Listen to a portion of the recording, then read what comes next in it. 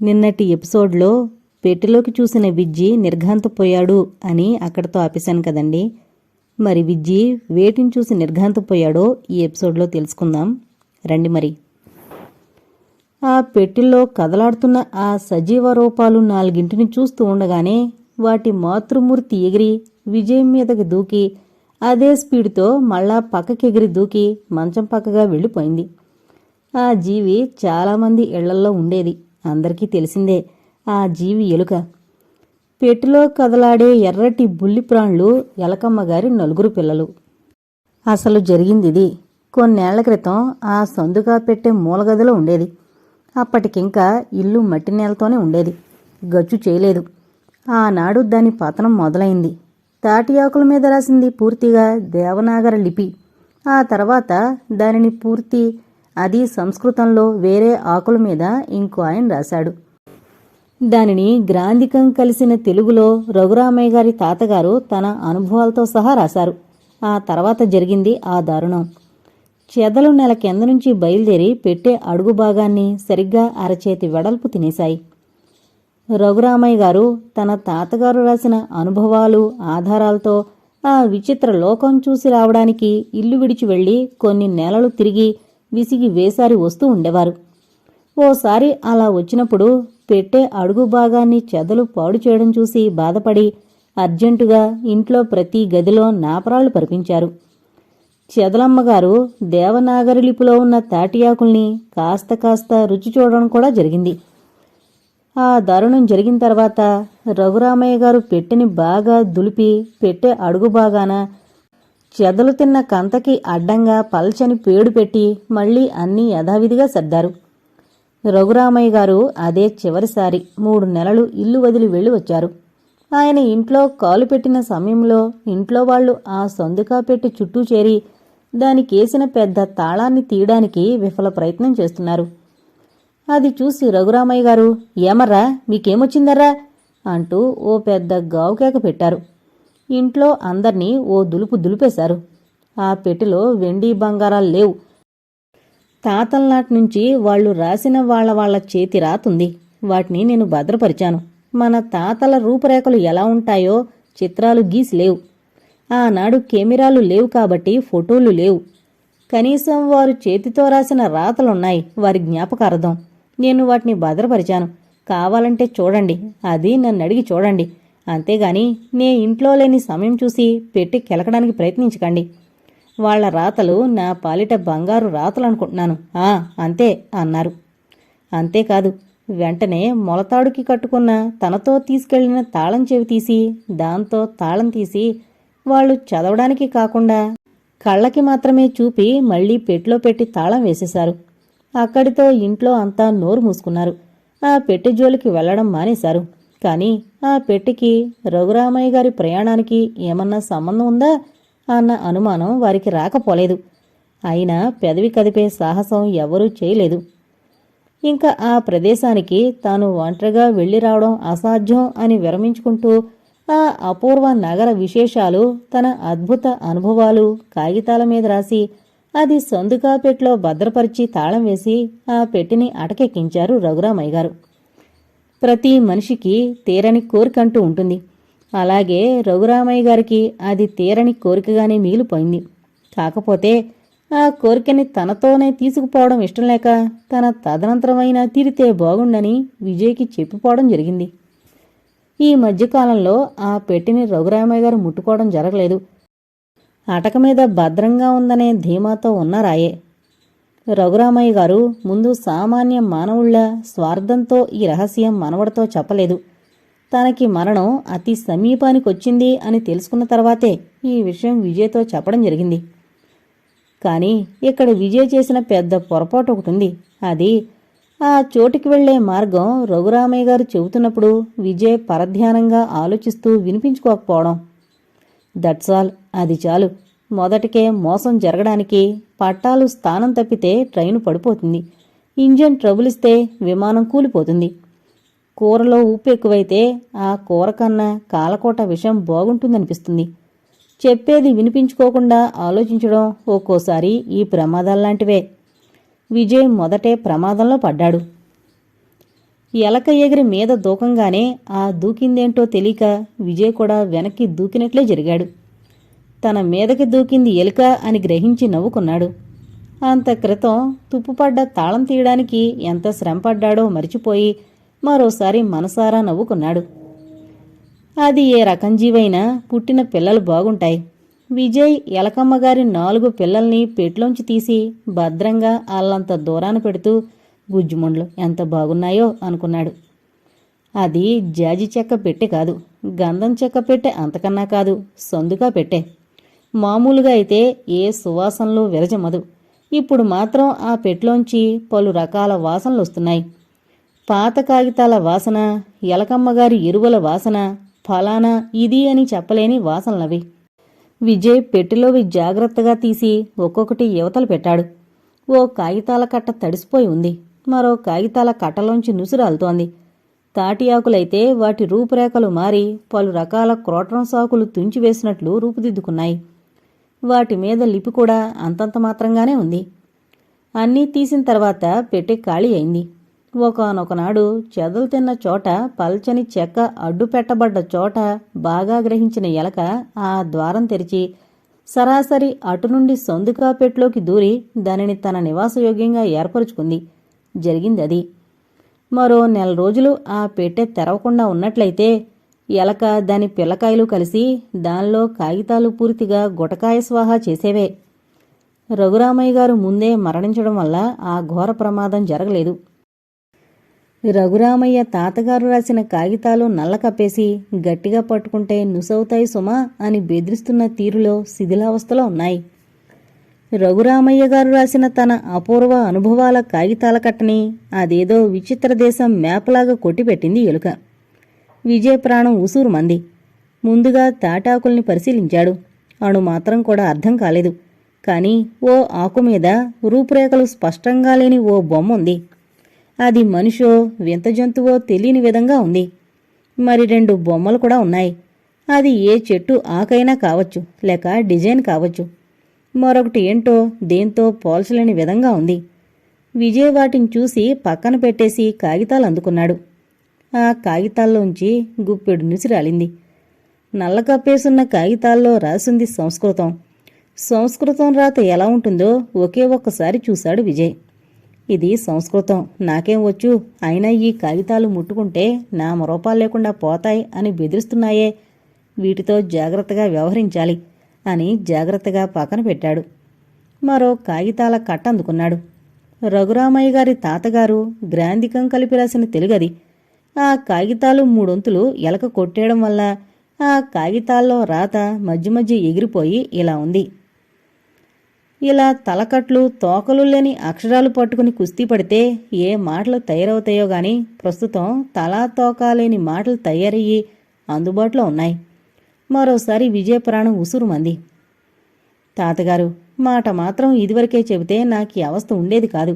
తాతలనాటి కాగితాలు కూడా పాడవకుండా భద్రపరిచే విధానాలు ఎన్నో ఉన్నాయి.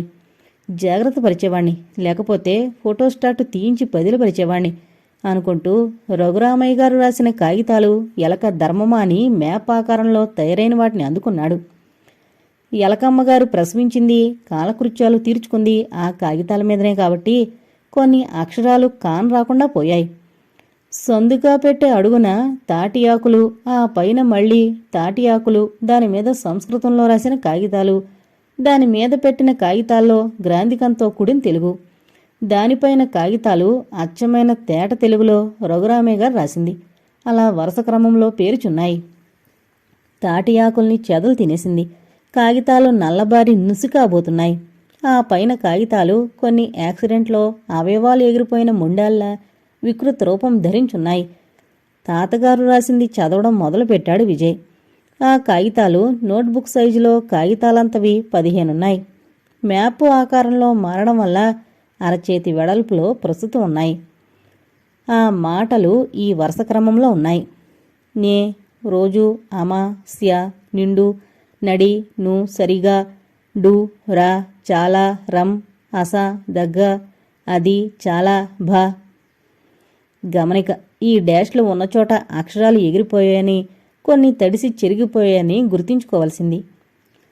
విజయ్ 2-3 కాగితాలు తిరగేసి ఎలాగో అలా ఆ మాటలు చదివాడు. మధ్యలో పజిల్లాగా అక్షరాలు పలు రకాలు పేర్చుకుంటూ పోతే వాక్యం తయారై విషయం కొంతవరకు తెలుస్తుంది. కాని మొదలు చివర కాగితాలు కొట్టేయడం వల్ల ఎగిరిపోయాయి. అక్కడ ఏ మాటలు ఉండేవో పూరించాలంటేనే చాలా కష్టం. కేవలం ఊహతో పూరించాల్సిందే. ఉదాహరణగా నే, రోజు, అమాస్య, నిండు. దీనిని పలు రకాలుగా పూరించొచ్చు. నేనా రోజు ఒంటరిగా అమావాస్య అయినా నిండు మనసుతో, నేను రోజు నడిరాత్రి అమావాస్య నాడు కొండ నిండుగా, నే ఆ రోజు తెల్లారితే అమావాస్యనగా నిండు చూలాల్ని. ఇలా మాటలు రకరకాలుగా మధ్య మార్చి మార్చి చూసినా అసలు విషయం తారుమారు కావచ్చు. అదెలా అంటే, పాపి అని ఉండి తర్వాత తూర్పు అనుండి మధ్య నుండి మాటలాగిపోతే, పాపి కొండల నుంచి తూర్పు దిశగా బయలుదేరి నది మధ్య నుండి అటు వాక్యం పూరించి బయలుదేరితే కావలసిన ప్రదేశం రావచ్చు, దానికి సంబంధం లేని ప్రదేశము తగలచ్చు. అదెలా అంటే, పాపి తూర్పు కనుమల మధ్య నుండి ప్రయాణించి ప్రమాద స్థలంలోకి వెళ్ళాడు. నడి సముద్రం మధ్యలో పాపి ప్రయాణం సమాప్తమైంది. ఇలా అధ్వాన్నంగా అయోమయంగా మాటలు తయారయ్యే ప్రమాదం చాలా ఉంది. ఆ పరిశోధన ఈ రాత్రి చేయదలుచుకోలేదు విజయ్. కాగితాలు ఊరికే తిరగేసి మళ్లీ భద్రంగా పెట్లో పెట్టాడు. సందుకా పెట్టే మంచం కింద దాచేశాడు. వచ్చి మంచం మీద చార్లగిలబడ్డాడు. తుప్పుపట్టిన ఆ తాళం తీసి పెట్టె తెరిచి అవన్నీ చూసి మళ్లీ పెట్టె మూసేసరికి తెల్లవారుజాము 3:30 అయింది. విజయ్ దీర్ఘంగా ఇదే విషయం ఆలోచిస్తూ పడుకున్నాడు. సమయం గడిచిపోతోంది. తాతగారు, మీరు చివరి క్షణాల్లో లేని ఓపిక ఎలాగో అలా తెచ్చుకుని కొంత చెప్పారు. మీకు ప్రాణప్రదమైన సందుకాపేట్లో కొంత సమాచారమే అందింది. ఈ కొంత భాగాన్ని పట్టుకుని నేను ముందుకు సాగలనంటారా? మీ కోపుకున్న రోజుల్లో ఈ విషయం చెప్పి నాతో చర్చించుంటే మీ కోరిక తీర్చగలిగి ఉండేవాణ్ణేమో. మీ చేత బేష్ అనిపించుకోవడమో, మీ చేత కూడా నాన్నగారు తిట్టినట్టు అప్రయోజకుణ్ణి అనేనా అనిపించుకునేవాణ్ణి. నాన్న అని ముద్దుగా పిలుస్తూ ప్రాణం పెట్టేవారే, నా దగ్గర చివరి కష్టాల వరకు ఈ విషయం ఎందుకు దాచారు? బాధపడుతూ పదే పదే అనుకున్నాడు విజయ్. కొద్ది నిమిషాలు గడిచాయి. విజయ్ ఆలోచనలు మరోవైపు సాగాయి. ఆవేశంతో హృదయం ఉప్పొంగింది. పిడికిళ్లు బిగుసుకున్నాయి. కళ్లల్లో పొట్టుదల చోటు చేసుకుంది. అవును, అలాగే చెయ్యాలి. అవును, అలాగే చెయ్యాలి. ఒక స్థిర నిర్ణయానికి రాగానే సంతృప్తి చెందాడు. అలాగే నెమ్మదిగా నిద్రాదేవి ఒడిలోకి జారిపోయాడు. 4:30కి విజయ్ నిద్రపోయాడు. ఓ పక్క తెల్లవారుతుండగా సాయంత్రం 5 గంటలు దాటుతోంది. నిర్మానుష్యంగా ఉన్న చోట వాళ్ళైదుగురూ చేరారు. విజయ్, కమల్నాథ్, సుబ్బారావు, కృత్తిక, నిశ్చల. వాళ్ళైదుగురు ప్రాణమిత్రులు. అంతేకాక 2 జంటలు కాబోయేవారు. కలిసిమెలిసి తిరుగుతున్న సమవయస్కులు. కమల్నాథ్ బీఎస్సీ ఫస్ట్ క్లాస్లో పాస్ అయ్యాడు. పిలిచి పిల్లనిస్తామని చాలామందే వచ్చారు గాని ప్యూన్ పనికి కూడా ఎవరూ పిలవలేదు. కమల్ ఫస్ట్ క్లాస్ నిరుద్యోగి. సుబ్బారావు ఇంటర్ పాస్ అయి ఇంటిపట్టునే ఉండిపోయాడు. సుబ్బాయ్, నువ్వు అచ్చం మీ తాతగారి పోలిగిరా. ఆయన అలాగూ నాకు దూరమయ్యాడు, నువ్వు నాకు దూరం కాకురా తండ్రి అని వాళ్ల బామ్మ సుబ్బారావుని ఇంట్లో కట్టిపడేసి పాలు, పెరుగు, తీపి పిండి వంటలు తెగ తినిపించి పీనుగులా ఉన్నవాణ్ణి ఏనుగు పిల్లలా చేసింది. ఈ మధ్య పెళ్లి చేస్తానని కూర్చుంది. సుబ్బారావు బామ్మకి లకారం దాకా ఆస్తుంది. బామ్మ టపా కట్టిన మరుక్షణం అది సుబ్బారావుదే. సుబ్బారావు తల్లి తండ్రి కూడబలుకున్నట్లు ఒకేసారి పోవడంతో సర్వం బామ్మే అయింది. సుబ్బారావు కమల్లాగా చాకులాంటి శరీరంతో గట్టిగా ఉండడు. విజయలాగా భారీ మనిషి కాడు. పొట్టిగా, లావుగా, కాస్త పెద్ద తలకాయతో ఉంటాడు. తెల్లగా, అందంగా, గుమ్మడి పండ్లా ఉంటాడు. సుబ్బారావు పేరు సమయానుకూలంగా మారిపోతుంటుంది. సుబ్బు, సుబ్బాయ్, సుబ్బడు, సుబ్బారావు అన్నీ సుబ్బారావే. జోకులేస్తుంటాడు. బొత్తిగా కోపం లేదు. రవంత పిరికి. కృతిక వాళ్ళమ్మా నాన్న 600 పేర్లు ఆలోచించి చించి కృతికా కార్తెలో పుట్టింది కృతికా నక్షత్రం అని చివరికి కృతిక అని పేరు పెట్టి కృతి అని పిలుస్తుంటారు అంతా.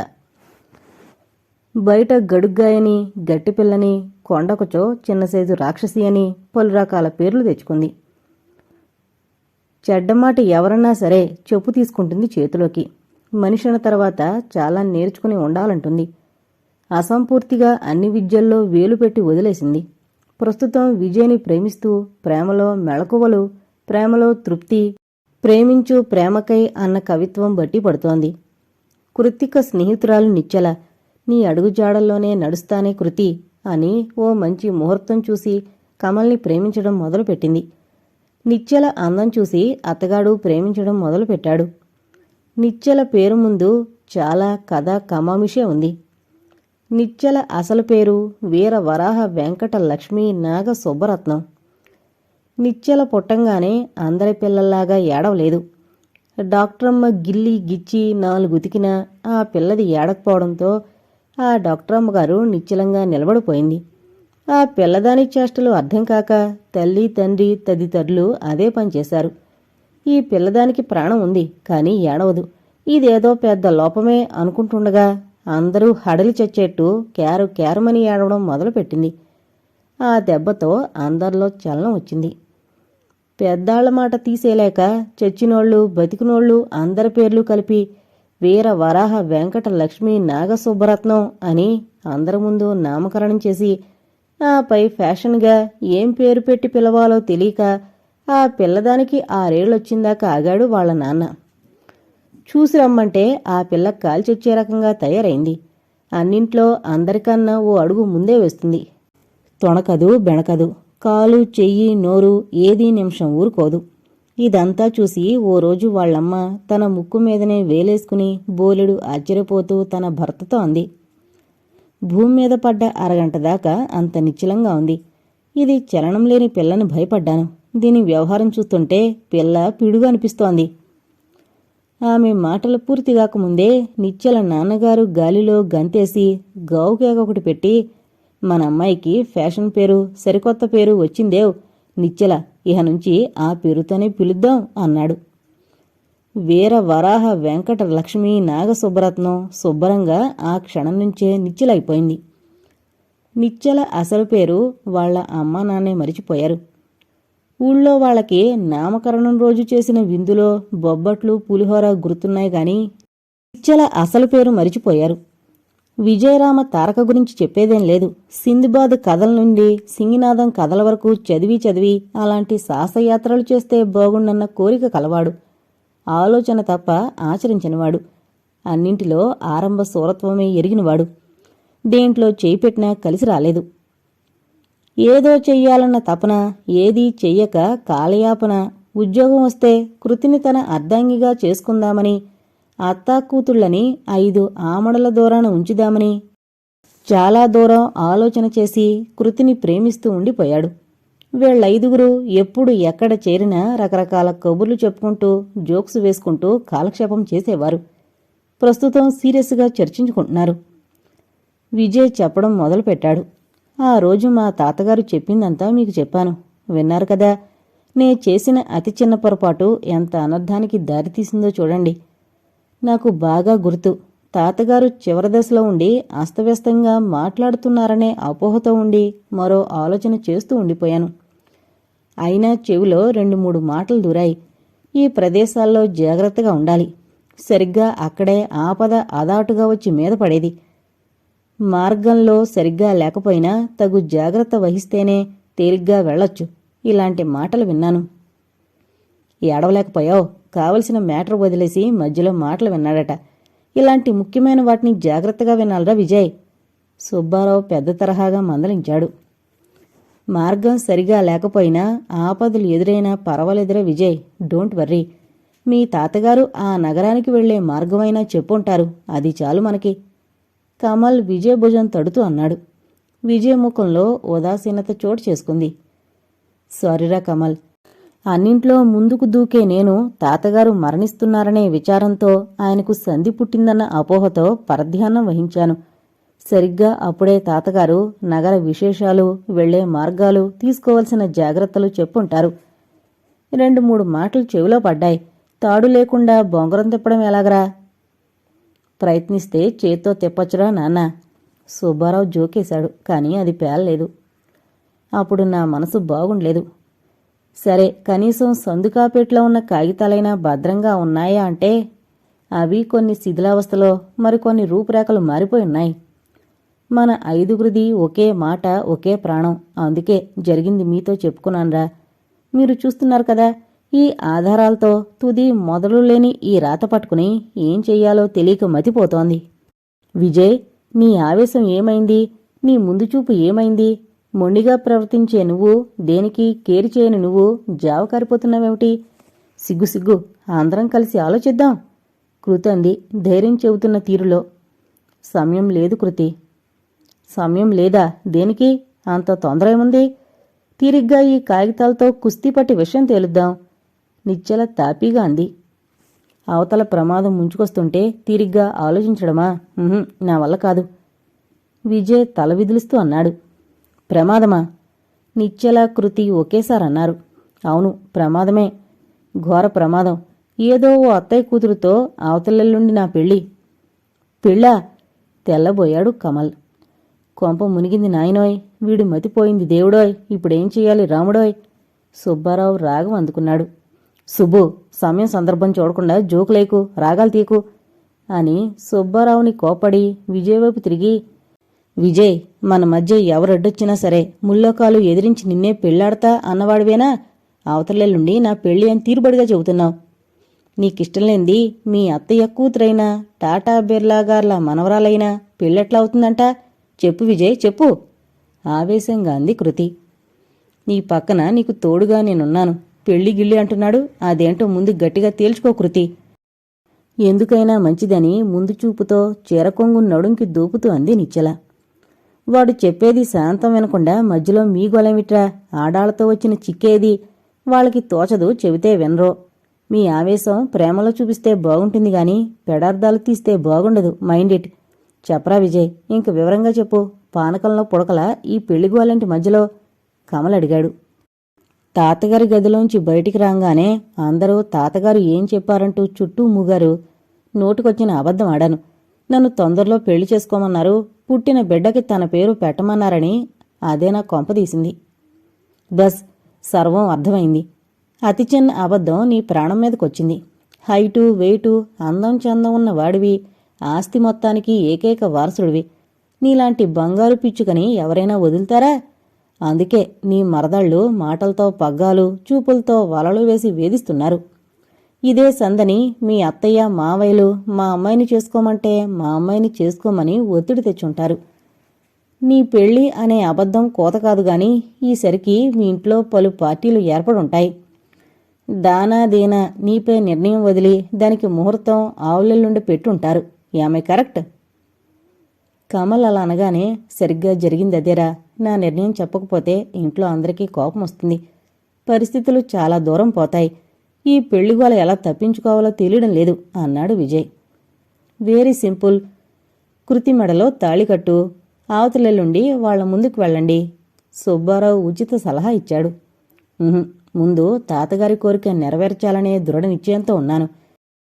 ఇటు కృతిని పెళ్లాడి ఆమెను వదిలి యాత్రకి వెళ్లాలంటే ఎంత బాధాకరమైన విషయం. ఆ సాహసయాత్ర మార్గం మధ్యలో నా ప్రాణం హరి. చటుక్కున్న విజయ్ నోరు మూసింది కృతి. విజయ్, నన్ను వదిలి నువ్వు వెళ్లగలవేమో గాని నిన్ను వదిలి నేనుండడం కల్లా. మన పెళ్లికేం తొందరలేదు. ముందు ఈ ప్రమాదం తప్పిపోయే మార్గం, ఆ పైన ప్రయాణానికి పోయే మార్గం ఆలోచించు. నీ వెంట నేను రావడం ఖాయం అంది కృతి. ముందు ఈ విషయం చెప్పు కమల్. మీ ముగ్గురు వెళ్లడానికి ముందే నిశ్చయించుకుని చర్చలోకి దిగారు. మా దగ్గర రహస్యాలు దాచరు కాబట్టి ఈరోజు మా ఇద్దరితోనూ చెప్పారు, అవునా? నిశ్చల్ అడిగింది. ఎస్, కమల్ ఒప్పుకున్నాడు. సరే, మా నిర్ణయం వినండి. నేను కృతి ఆడపిల్లలం గాని అబలలం కాదు. సుబ్బారావు అందుకొని, ఆడపిల్లలేం కర్మ, ఆడపుల్లు, అమ్మో ఇద్దరే అన్నాడు. సుబ్బు, ఈ ఒక్క విషయం కరెక్ట్గా చెప్పావు. విన్నావుగా కమల్, నువ్వు కూడా జాగ్రత్తగా విను విజయ్. నేను కృతి మీతో వస్తున్నాం. శ్రీకృష్ణుడంతటి వాడు యుద్ధంలో మూర్చబోతే సత్యభామ మారణాయుధాలు అందుకుని యుద్ధం చేసింది, తెలుసా? నిశ్చల అనగానే కృతి అందుకుంది. విజయ్, ఆ వచ్చే ప్రమాదమేదో పెళ్ళి అన్న అబద్ధం మాటతోనే నీకొచ్చి పడింది. నీకొస్తే నాకొచ్చినట్లే. మమ్మల్ని కాదని మీరు ప్రయాణమైతే ఊరుకోం. మీతో మేం రావడానికి ఇప్పుడే ఇక్కడే ప్రామిస్ చేయండి. కాదంటే మేం వెళ్ళి ఈ విషయం మీ ఇంట్లో చెబుతాం. నేను ముందే చెప్పానా, వీళ్ళు ఆడపిల్లలు కాదు, ఆడపుల్లులాంటి వారని? సుబ్బారావు అనగానే ఇరువురు గుర్రుమన్నట్లుగా చూశారు సుబ్బారావు వైపు. ఓకే, మీ మాట కాదని మేమేం చెయ్యం గాని ప్రస్తుతం ఏం చెయ్యాలన్నది కాస్త దీర్ఘాలోచన చేద్దాం అన్నాడు విజయ్. అందరూ ఆలోచనలో మునిగిపోయారు. వచ్చిందిరోయ్. ముందుగా సుబ్బారావు ఓ గావుకేక పెట్టాడు. ఏమొచ్చింది? ఆలోచన. అదే ఏమొచ్చిందో అఘోరించు. ముందు పాయింట్ మనం వెళ్ళడం కాదు, ఆ చోటుకి ఎలా వెళ్ళాలి అన్నది. అవునా? మధ్యలో నువ్వే ప్రశ్నేసి నువ్వే ఆగక మొత్తం కక్కే. కమల్ విసుక్కున్నాడు. బుర్రంటూ ఉంటే తెలివంటూ ఉంటుంది కదా. కాస్త ఆసరా దొరికినా అందుకని పైకి ఎగబాకొచ్చు కదా. కాసిన్ని కాగితం ముక్కలు దొరికాయి. వాటిల్లో అక్కడక్కడ అక్షరం ముక్కలున్నాయి. ఈ రాత్రికి ఇంట్లో ఏదో ఒక వంక చెప్పి ఇంట్లోంచి బయటపడదాం. కమల్ రూంలో కలుసుకుందాం. అన్నీ తిరగేసి మరగేసి శోధించి సాధిద్దాం. ముందుగా కాస్త ఇక్కడే పరిశీలించి చూద్దాం. ఎలా ఉంది ఐడియా? ఒరే సుబ్బడో, నీ బుర్ర ఇన్నాళ్ళకి పనిచేసిందిరా. వచ్చే జన్మంటూ ఉంటే చచ్చి నీ కడుపున పుడతాన్రా నాయనా. ప్రస్తుతానికి నా సంతోషం ఇలా తెలియబరుస్తాను అంటూ విజయ్ సుబ్బారావు బూరిలాంటి బొగ్గ మీద ముద్దు పెట్టుకున్నాడు. వాడు చచ్చి పుడతానంటున్నాడు. నే బతికుండగానే పుడతాన్రా సుబ్బిగా. నా ఆనందం ఇలా. కమల్ సుబ్బారావు మరో బొగ్గు మీద ముద్దు పెట్టుకున్నాడు. బొద్దుగా ముద్దుగా ఉండే సుబ్బారావు ఆడపిల్లలా సిగ్గుపడిపోయాడు. సుబ్బు, మేం ఆడపిల్లలం. నీ ఫ్రెండ్స్లా కోతి పనులు చెయ్యం, ఆశీర్వదిస్తాం. బుజ్జి తమ్ముడు సుబ్బుకి ఆ భగవంతుడు ఆయురారోగ్యాలు, ఆస్తిపాస్తులు, ఓ అమ్మాయిని పెళ్లంగా, వాళ్ల 6 మంది ఆడపిల్లలతో హాయిగా. ఓరి దేవుడోయ్, ఇది ఆశీర్వదించడమా, తిట్లు శాపనార్థాలా అన్నాడు సుబ్బారావు కళ్ళు తేలైపోయి మళ్లీ అదో గోల దేనికని మానేస్తూ. వాతావరణం చల్లబడింది. అందరి మనసులు తేలికయ్యాయి. సంచిలో పట్టుకొచ్చిన కాగితాలు బయటికి తీశాడు విజయ్. తలా ఒకటి అందుకొని పరిశోధన అనే రంగంలోకి ఆ నిమిషానే దిగారు.